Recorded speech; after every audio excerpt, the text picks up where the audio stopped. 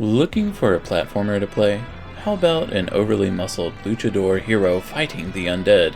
Oh, that doesn't suit you? Well, what about a chicken running through platforming skills like, chicken? Oh, you might like that? Well, what if we wrap it all together and put it in a game? Even better? Boy, do I have good news for you, as today we are reviewing a game who has all of that. Guacamelee, Super Turbo Championship Edition, developed by Drinkbox Studios and came out April 2013. Sets you as Juan Ajugate, a friendly farmer with an infatuation with El Presidente's daughter, Lupita. All isn't as it seems, as Carlos Calaca kidnaps Juan's love interest and ends up killing our new hero.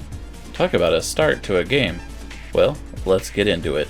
Juan gains a magical mask in the land of the dead, which allows him to transform into a powerful luchador that we play throughout the game, and is then sent back to the land of the living to save El Presidente's daughter from Calaca's grasp, which is pretty much how the game starts, with this epic look into the land of the living and the land of the dead, and you, a luchador, crossing over the realms. I don't want to spoil any of the characters, as there are some hilarious villains and friends you meet along the way.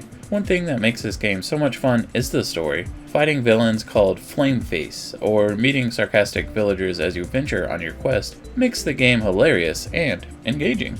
Like I said, I can't go too much into the story. However, it does remind me of a sort of Mario-esque style saving the princess from an evil monster. You have to fight several different villains at peak moments in the game, leading to a final boss fight with Calaca, which I can say was a pretty difficult fight, as they can never make it easy. But what makes this all enjoyable is the environment, and what a stunner it is. The environment in this game also helps to bring you into a world with a level of immersion, as the mariachi music plays in your ears and the colorful graphics literally explode in front of you. Guacamelee is definitely colored with the old school design, but gives it a gorgeous update with each character in the game. The gameplay flows with rushing animations, enough water jokes, but really it is smashing. By that I mean you see Juan crash through enemies, and all while being flashy on screen. With the new edition that I played for my review, sadly I didn't play the original for this review. There are new areas that are artfully drawn that allows you to platform through them and experience the levels. A new mode was added called the Intenso mode, which once your special ability meter fills up under your health bar, yep, right there, allows Juan to obviously go intense and crash through enemies busting heads without any issues. Besides this, the environment along with the music really gives this game a fun vibe to it that you will get lost in. Just make sure to play with the volume up. What makes this game great, in my opinion, besides the funny characters along the way, the engaging mariachi music, or the colorful environments, is the quick and fun gameplay. At the start, the gameplay is a bit mediocre, but as you explore the world and find new skills to help you fight quicker or faster, you start to see the fun in this game. Your basic kicks can turn into an on-the-fly combo that starts to change you from button mashing your way through the fights to winning them with practice and ease. To help make the game harder as you learn new skills, which we will talk more about in a bit, your enemies will start to get colored shields that protect them unless you use that specific fight style. Say a downward dash or an uppercut, allowing you to switch between bashing one unit who has a red shield to smashing down another unit who has a green shield. What starts out slow becomes a flurry of quick movements and dashes. Along with the punching, you end up platforming into areas to get new skills or finding new ways to get to a location. You will also see colored blocks throughout the environment you may have seen before, but now that you have that one specific skill, you can enter in the new area like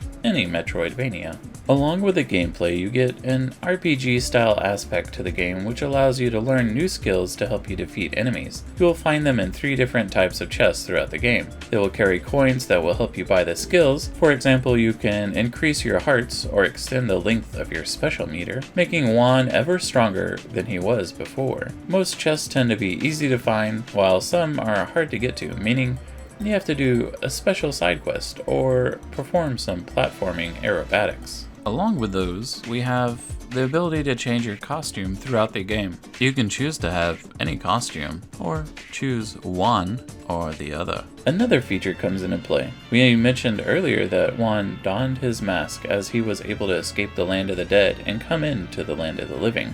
Well, you can do that throughout the game as well. It is only in specific areas, sadly. You can go between worlds in certain areas to make a situation easier, or say platforms that weren't there before exist. It also helps to make puzzles more difficult or battles harder, as enemies may only show up on the dead side or the side of the living. I actually enjoyed this aspect once I got used to it. Of course, it was definitely hard to master, but fun once you get into an engaging fight needing to swap back and forth to fight each enemy type. I said at the beginning, there was a chicken, and I didn't lie. Later in the game, along with the story, Juan gets turned into a chicken. While as a chicken you obviously can't use your flurry of punches and kicks, you are left to run, and run you will.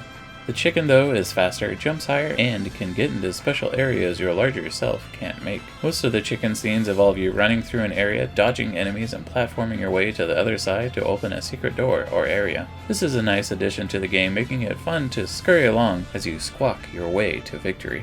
One last thing I noticed about this game is you can play with a friend. At the beginning of the game, you start out only playing as one character. You go through several screens, locations, waiting for the second player. Once you find the girl, as you'll find her in the game, once Juan gets the mask, you will be asked if you'd like a second player to join. Follow the on-screen instructions, and you'll have a friend that you can play with. Unfortunately, this is only local co-op, and you can have up to 4 players playing cooperatively with you.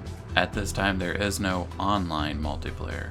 Guacamelee is a definite fun game to play. I enjoyed the environment, story, and gameplay. I do wish it was longer though. I noticed while doing this review, a lot of people tended to have that complaint, saying it was a good game, but could have just gone on for a little longer. That could be why Guacamelee 2 was released. I will say, once you start to master all the moves in your set list, it tends to become very easy till you get to the final boss. A harder mode, or maybe a New Game Plus we tend to see in Metroidvanias these days, would have really tied the game together. If you enjoy platformers and want to cure that itch for a new one, I definitely recommend this game. That's right, I give this game a 9 out of 10. Not many games do get that high of a rating for me, unless I just tend to forget I'm playing a game and just have fun, which Guacamelee will definitely help you do. I hope you enjoyed my Guacamelee Super Turbo Championship Edition review. If you enjoyed my video, please leave a like and a comment below on what you liked about this video, or if you have any other games you'd like me to check out. If you'd like to help support the channel, make sure to click subscribe. This is the Still Grizzly wishing you luck with all your future games.